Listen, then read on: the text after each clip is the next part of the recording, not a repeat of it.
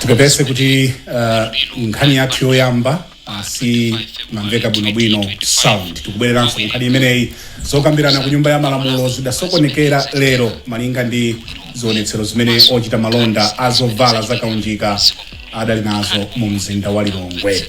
Izi ndi malinga tipepese kuti nkhani yathu yoyamba si mamveka bwinobwino sound tikubwereranso nkhani imeneyi zokambirana ku nyumba ya malamulo zidasokonekera lero malinga ndi zionetsero zimene ochita malonda azovala zakaunjika adali nazo mu mzinda wa Lilongwe.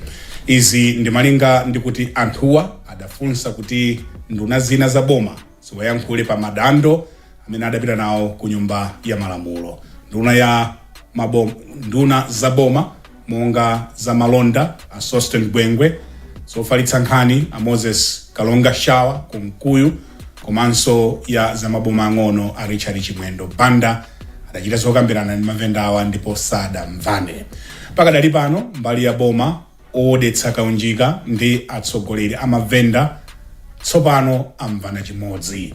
Mbali zitatuzi zagwirizana kuti kaunjika atsitsidwe mitengo kumene amaoda. Kafe Maulidi ali pa telefoni kutifotokozera kuchokera mu mzinda wa Lilongwe. Odetsa kaunjikayu ati ndiokonzeka kuyambanso kugulitsa kaunjikayu lachitatu pa mtengo umene amagulitsa kaunjikayu mu Disembala chaka chatha.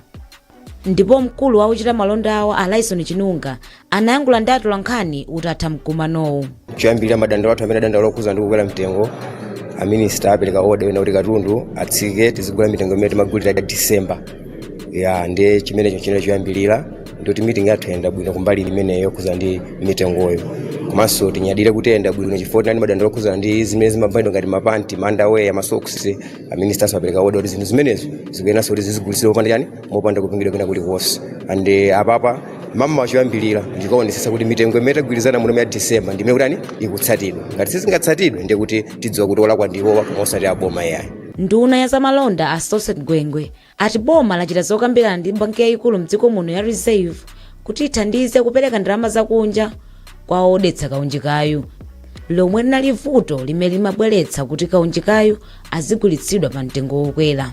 Ndipo pamene ife tikusakasaka njira zonena kuti black market imene ikhazikike, tinaona kuti kuli bwino tikhale nawo pansi tabwezeretse pa mmene zinthu zinalili December kusinthasintha kwa mitengo kwa black market kusanayambe, kuti mitengo imeneyo ndi imene ayambire mawa. Ndipo m'malo mwake ifeyo ngati boma ndipo ndathokoza anzathu ku Reserve Bank of Malawi amene ayika padera madollars ena ochuluka kuti athandizeko masekta ena mwina 3, 4, 5 amene alofunikira kwambiri pa moyo wa Malawi. Tukamba za bread wa flour wa bread, tukamba za ufa umene chimanga, tukamba za kaunjikayi, tukambanso za nkhuku ngati poultry feed, komanso nkhuku zimene zinthu ngati zimene ndi mafuta ophikira. Ochita malonda awa akhala ku nyumba ya malamulo tsiku lonse lero pomwe amayesetsa kukankha boma kuti lichitepo kanthu pakukwera kwa mitengo ya katundu zomwe zinapangitsa kuti zokambirana za aphungu zithe msanga lero.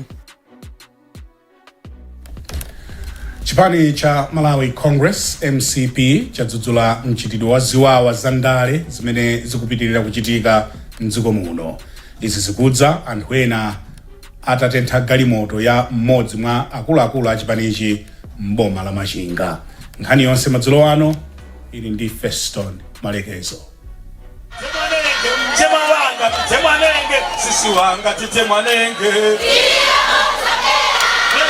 Mlembo mkulu wa chipani cha MCP Richard Chimwendo Banda anati ziwawa ndi zolakwika mu ufulu wa demokrasi. Achimwendo Banda omwe anayankhula izi pa msonkhano wa ndale ku Nyungwe ku Karonga anati akuganizira kuti anthuwa anatumidwa ndi azipani zotsutsa. Komabe iwo apempha osatira chipani chawo kuti asamabwenzere zinthu ngati izi. Tiwakumbutsa Malawi tinavotera multi-party democracy. De anthu akamaluza amakonda kuyamba ziwawa.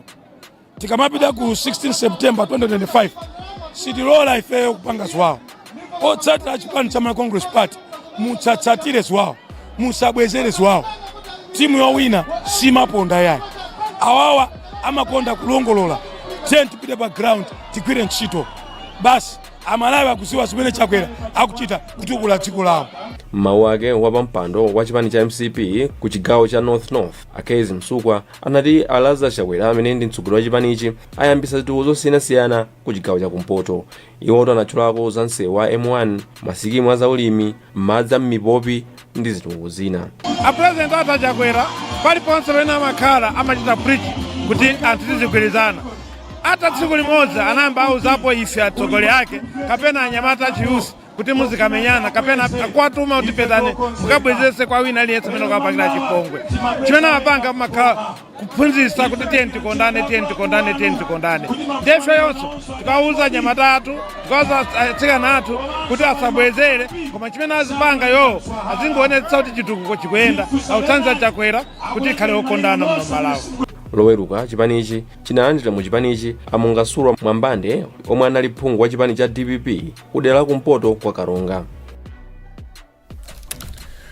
Kansala amboma la Karonga apempha unduna wa zamaboma ang'ono kuti uchite machawi kulemba akuluakulu a konsoloyi omwe ambiri akugwira ntchito mongogwirizira. Ena mwa amene akugwira ntchito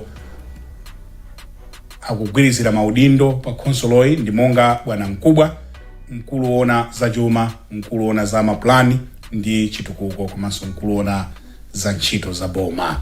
Feston Malekezo ali ndi ripoti.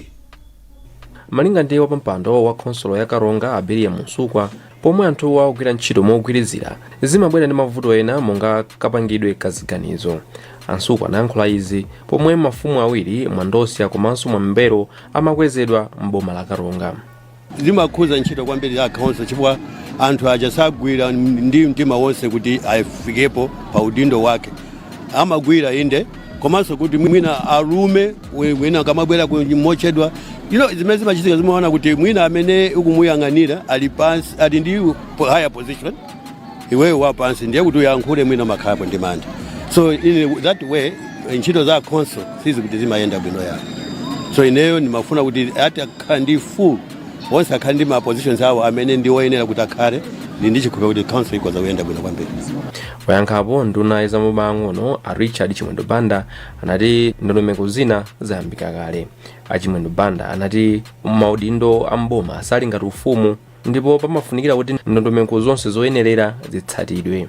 Ndiwauza anthu akukalonga kuti polemba anthu ntchito timayang'anira zinthu zingapo, qualifications, experience, komanso ndondomeko ya boma. Zonse zimene adandaula tionetsetsa kuti malo mene simunayikidwa anthu kuti agwire ntchito muyikidwa anthu. Ena mwa anthuwa akhala akugwirizira mipandoyi kwa zaka zapafupifupi zitatu. Mukuonera nkhani mwa tsatane madzulo ano kukufikani kuchokera kuno ku kanema wanu wa Times. Tini nkhani zambiri posachedwa apa. Popitirani nkhani zathu madzulo ano, mmodzi mwa makomishona a bungwe la Malawi Electoral Commission Limbikani Kamlongera wapempha anthu amene akufuna kusintha malo ovotera kuti agwiritse ntchito mwayi umene bungweli lapereka ntchito yosinthayi ikafika mdera lawo. Iwo amalankhula izi pomwe amayendera malo omwe ntchito iyi yayamba kale m'boma la Chiladzulu. Malo angapo omwe anayendera sikunapezeke anthu ofuna kusintha, ndipo ati kusamutsa voti ndi chisankho cha munthu. Kamlongera akuyankhula ndi mtolankhani wathu Gift Steamer. Kusamutsa voti sikuti ndi wina aliyense, koma ndi mpata umene malamulo amapereka kunena kuti inuyo ngati zachitika moyo umachitika eti mwasamuka, ndiye mukhale ndi mpata kunena kuti nthawi isanakwane mutha kusamutsaso kumene mukaponyere voti yanu. So si ntchito yonena kuti si ntchito yonena kuti wina aliyense ayi, koma kunena kuti mpata umaperekedwa kwa iwo amene ali ndi kufunika kunena kuti asamuke. Ndiye ndinkona kumasenta ena titha kupitako kukapezeka kuti pa senta ponsepo ndiye kuti sipakubwera munthu, chifukwa zikatero ndiye kuti zikutanthauza kuti wina aliyense amene analembetsera pamenepo ndiye kuti nkwawo pali kulibenso munthu amene akusamukirako. nkhondo yolimbana ndi nthenda ya kansa ya mawere sikuyenda bwino kamba ka mtunda wautali umene amayi akumayenda kuti akalandire thandizo. Izi ndi malinga ndi mkulu wa zaumoyo mboma la Chikwawa, Grace Momba. Amomba ati chipatala cha bomali chilibe kuthekera kuweza amayi nthendayi ndipo m'malo mwake chimawatumiza ku chipatala cha chikulu cha Queens mu mzinda wa Blantyre. Amomba ayankhula izi pa maphunziro a alangizi a zaumoyo akudera mbomali pa za kansa ya mawere. Iwo anayankhula motere ndi mtolankhani wathu Isaac Salima. Titaonena kuti kavuto kukatha kukhalapobe chifukwa chokuti pamakhala ma stage omwe timatsatira kuti mwina tiyeze mpaka natifikepo kuti munthu ali ndi kansa ndipo ali ndi kansa yakuti. Nde zoyambirirazo ngati kuti ku district timakwanitsa kupanga. Titakumiyeza, titakupaja ngati mamakamba za palpation, titakuyeza ndikumva kuti mumu mulidi chotupa kapena kuona zizindikiro zina ndi zina zomwe bere la mzimayi kapena zibambo kuti sitingachotsere kuti lili ndi zizindikiro zotani. Ndikutha kuwatumiza amene aja ku Queens kuti akayezedwe. Maphunziro awa ndofunikira chifukwa chokuti atipangisa kuti anthu athu amene tikugwira nawo ntchito muno m'Chikwawa athe kuphunzitsa anthu madera osiyanasiyana amene akukhala kudziwa za kansa ya mawere kuti angayizindikire bwanji, zizindikiro zake ndi zotani ndipo akuyenera kupanga chani pamene akukayikira kuti ali ndi kansa kapena wachibale wawo ali ndi kansa imene ya mawere. Mawu ake mkulu wa bungwe la Development Initiative Network Anderson Piriati wati ndizokhumudwitsa kuti amayi ambiri akupitirira kukumana ndi vutoli. Mavuto akulu ndiona kuti tilibe malo makamaka amene azimayi wanga akayezesa kuchiwako kuti tilibe zipangizo zoyenera kuti tiyeze kansa ya mabere. Ndi akulu chifukwa chonena kuti chifukwa kuti tilibe zipangizo ndi kuti azimayi amene kuti apite ku Chikwawa, chipatala cha pa Chikwawa, akatero awatumize ku Queens. So mukudziwa mtundu ochokera pano wafika ku Queens komanso zowayeneza nthawi kuti apitire kumeneko zimakhala kuti ndizovuta. Zikukhudza ambiri ntchito imene foti zotsatira zenizeni itika pakhaulita panga kampeni imene iyi sizikuoneka. Lero tili ndi maphunziro a kansa ya mabere ndofunikira kwambiri chifukwa chonena kuti anthu ambiri uthengawo sakudziwa kumalawi kuno. Ndiye tinachiona chanzeru kuti tikutengere kumudzi kuno anthu ambiri audziwe ndipo tipulumutse miyoyo ya azimayi ochuluka. Ma-HSA ndi amene amagwira ntchito kwambiri ndi anthu akumudzi. Tinaona kuti nthawi zambiri amakhala pa chipatala anthu amapeza komwe mamaka azimayi. So timafuna kuti atenge uthenga umenewo apite nawo kumudzi. Bungwe la chipembedzo la Transform World la ku Australia lapempha atsogoleri kuti athandizepo pochepetsa umphawi mdziko muno polalikira za kusintha kwa kaganizidwe komanso kupanga business.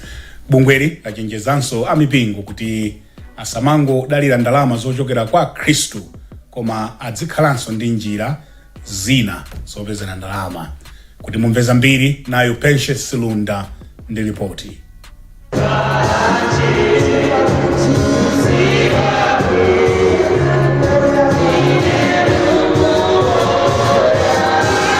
Pakadali pano bungweli likuphunzitsa abusa mdziko muno za kusintha mkaganizidwe business kuthana ndi mavuto a mkaganizidwe ndi maphunziro. Poyankhula pa maphunziro a abusa akuchigawo cha kumpoto mmodzi mwa akuluakulu ku Transform World, mbusa Jamie Pryor anati dziko la Malawi ndi limodzi mwa mayiko amene ali osauka pa dziko lapansi ndipo kupatula kudalira ndalama zochokera ku mayiko akunja, mipingo nayo ili ndi kuthekera kosintha kapezekedwe kachuma mdziko. Pryor anati maphunzirowa akufuna kuti madera asinthe mu uzimu komanso kuthupi ndipo izi zikukhuzanso atsogoleri a mipingo. Abusa ena amangoona za uzimu ndipo sayikapo chidwi potengapo mbali pa zinthu zina m'moyo monga za maphunziro, mabizinesi komanso zina zomwe zingatukule dziko lino.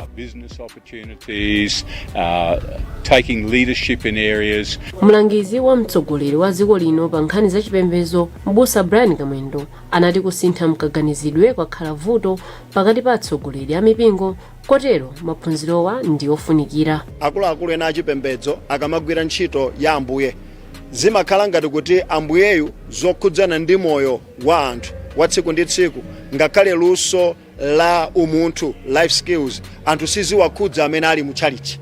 Koma tikufuna tithokoze kwambiri kuti maphunziro amene anabwera zatipatsa chithunzithunzi chonena kuti atumiki a Mulungu nawonso ali ndi gawo lokuti achite makamaka pa moyo wa tsiku ndi tsiku. Ndipo mlembi wa gulu la abusa la Mzuzu Pastors Fraternal a Bishop Monica Nyondo amene anayimirira abusa amene anatengapo mbali pa maphunzirowa anati nzeru zomwe apeza ziwathandizira kuti athe kuphatikiza uzimu ndi njira zomwe zingabweretse chitukuko mdziko muno. Maphunziro ngati omwewa achitika ku Blantyre komanso ku Lilongwe. Ndi nkhani imeneyi tafikanso kumapeto kwa nkhani zathu mwa tsatanetsatane madzulo ano koma tisadasiyane na insomitu yake. Zokambirana ku nyumba ya malamulo zidasokonekera kutsatira zionetsero zimene ochita malonda azovala zakaunjika adali nazo mu mzinda wa Lilongwe. Makhansala mboma la Kalonga akufuna boma kuti lilembe ntchito anthu ena m'maudindo ofunikira mbomali. Ndipo amayi mboma la Chikwawa akuvutika kupeza thandizo la kansa ya mawere. Nkhani zathu mwa tsatanetsatane madzulo ano kuchokera kuno ku kanema wanu wa Times ndi zomwezi. Ndipo ndimakupatsirani nkhani izi ndine Brian Banda malo mwa ife tonse kuno ku Times headquarters ku Blantyre tukufunirani usiku opambana. Izonso ndi zina mwa nkhani zimene zawerengedwa lero lino pa wireless ya kanema ya Times lero pa 25 February 2025. Kwachitika zinthu zambirimbiri ndipo kwachitika zinthu zimene anthu ambiri samayembekezera. Tachitani komenti timve maganizo anu pa nkhani komanso news zimene mwamvera lero lino.